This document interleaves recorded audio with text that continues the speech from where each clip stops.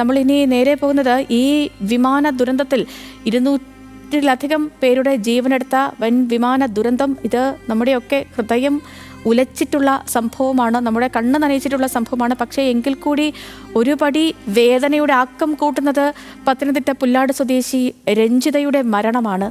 രഞ്ജിത ഒരുപാട് ആഗ്രഹങ്ങളുമായി, ഒരുപാട് സ്വപ്നങ്ങളുമായി, ഒരു പുതിയ ജീവിതം കെട്ടിപ്പടുക്കാനായി വിമാനം ഏറിയ രഞ്ജിത 3 ദിവസത്തെ അവധിക്ക് വേണ്ടി നാട്ടിലേക്ക് വരുന്നു.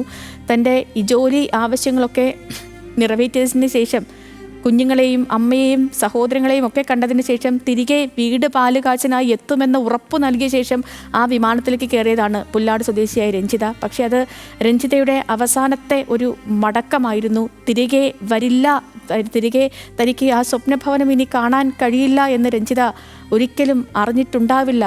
കഴിഞ്ഞ ദിവസം ആ വീട്ടിൽ നിന്നും തൻ്റെ ലഗേജുമായി മടങ്ങുമ്പോൾ രഞ്ജിതയുടെ മരണം മലയാളികളെ സംബന്ധിച്ച് ഒരു തീരാ നോവായി തന്നെ നിലനിൽക്കുകയാണ്. രഞ്ജിതയുടെ മൃതദേഹം ഏറ്റുവാങ്ങാൻ ബന്ധുക്കൾ ഇന്ന് ഗുജറാത്തിലേക്ക് തിരിക്കുന്നുണ്ട്. DNA പരിശോധനയ്ക്കായി രഞ്ജിതയുടെ സഹോദരൻ അഹമ്മദാബാദിലേക്ക് എത്തും. അപ്രതീക്ഷിതമായ ദുരന്തത്തിൻ്റെ ആഘാതത്തിലാണ്, ആ നടുക്കത്തിലാണ് ആ വീടും ആ നാടും ആ നാട്ടുകാരും. രഞ്ജിതയുടെ വീട്ടിൽ നിന്ന് ശ്രീരാജ് ബാബു ചേർന്നുണ്ട്. ശ്രീരാജ്, ഇന്നലെയൊക്കെ നമ്മൾ സംസാരിക്കുമ്പോൾ, ശ്രീരാജ് ആ വീട്ടിൽ നിൽക്കുമ്പോൾ നമ്മളോട് ആ വീട്ടുകാരൊക്കെ സംസാരിക്കുമ്പോൾ ആ വീട്ടുകാരനേക്കാൾ ഉപരി ആ നാട്ടുകാർക്ക് അത്രത്തോളം പ്രിയങ്കരിയായിരുന്നു രഞ്ജിത. രഞ്ജിതയെക്കുറിച്ച് പറയുമ്പോൾ വിങ്ങുന്ന നാട്ടുകാരെയാണ് നമ്മൾ കണ്ടത്. ആ കുടുംബത്തെ ആശ്വസിപ്പിക്കാൻ പെടാപ്പാട് പെടുന്നവരെയാണ് നമ്മൾ കണ്ടത്. ആ കുഞ്ഞു മക്കളുടെ കരച്ചിലത് ഒരാളെക്കൊണ്ടും കണ്ടു നിൽക്കാൻ കഴിയുന്നതല്ല. ഇന്ന് രാവിലെ നേരം പുലരുമ്പോൾ അപകടപ്പിറ്റെന്ന് ആ വീട്ടിലെ കാഴ്ച എന്താണ്?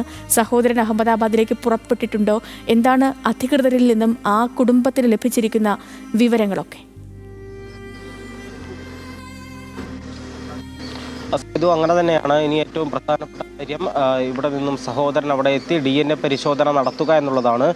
ഇന്ന് അല്പസമയത്തിനുള്ളിൽ തന്നെ ഇളയ സഹോദരൻ രതീഷ് അഹമ്മദാബാദിലേക്ക് DNA പരിശോധനയ്ക്കായി പോകും. മാത്രമായിരിക്കും DNA പരിശോധനാ നടപടിക്രമങ്ങൾ പൂർത്തിയാക്കിയ ശേഷം മാത്രമായിരിക്കും മൃതദേഹം വിട്ടു നൽകുന്ന കാര്യം ഉൾപ്പെടെ അത്തരത്തിലുള്ള നടപടികളിലേക്ക് കടക്കുക. കാരണം മൃതദേഹം തിരിച്ചറിയേണ്ടതായിട്ടുണ്ട്. അതിന് DNA പരിശോധന മാത്രമാണ് ഒരു വഴിയായിട്ടുള്ളത്. DNA പരിശോധന ഫലത്തിന് ശേഷം മാത്രമേ മൃതദേഹം വിട്ടു നൽകുന്നത് ഉൾപ്പെടെയുള്ള നടപടികളിലേക്ക് കടക്കുകയുള്ളൂ. ജില്ലാ ഭരണകൂടം തന്നെയാണ് അഹമ്മദാബാദിലേക്ക് പോകാനുള്ള എല്ലാ യാത്രാ സൗകര്യങ്ങളടക്കം. ശ്രീരാജിലേക്ക് മടങ്ങിയെത്താം.